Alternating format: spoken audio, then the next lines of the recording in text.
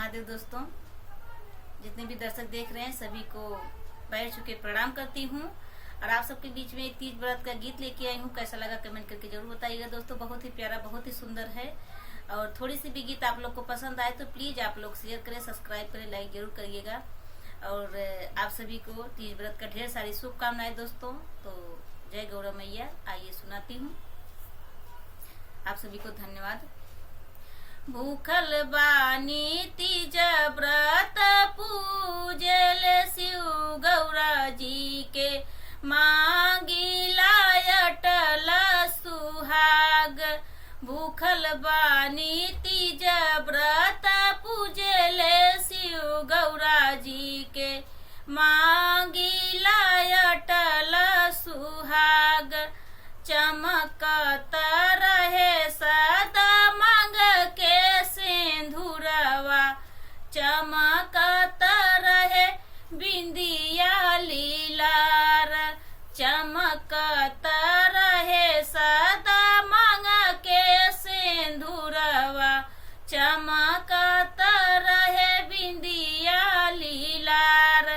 पान फूल सोपारी से पूजले मैया के, भंगिया से पूजले भोला जी के। पान फूल सोपारी से पूजले मैया जी के, भंगिया से पूजले भोला जी के। हाथ जोड़ शिव गौरा से करीला बिनतिया, कुशल रखिए नैहर ससुरा हमार।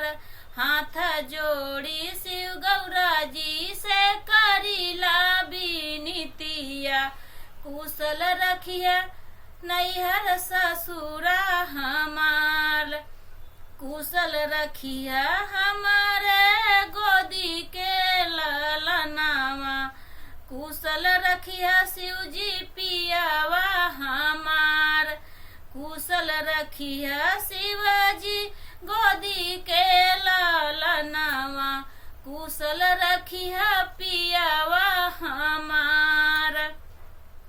दिया ना जराई भम उतरले रतिया, करी शिव गौरा के गुणगान।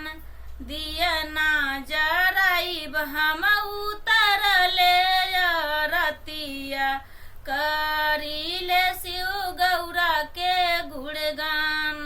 भस्मी भभूति शिव के तन पे लगैले, सेनुरा पहिनौले गौरा जी के मांग।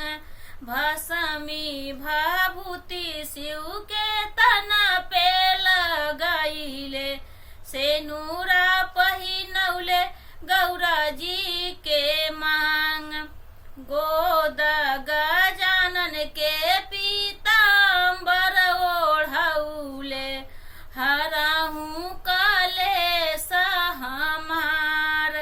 गोद गजानन के पीताम्बर ओढ़ौले, हरहूँ शिव जी कलेश हमार। भूखल बानी तीज व्रत पूजल शिव गौरा जी के, मांगिला अटल सुहाग।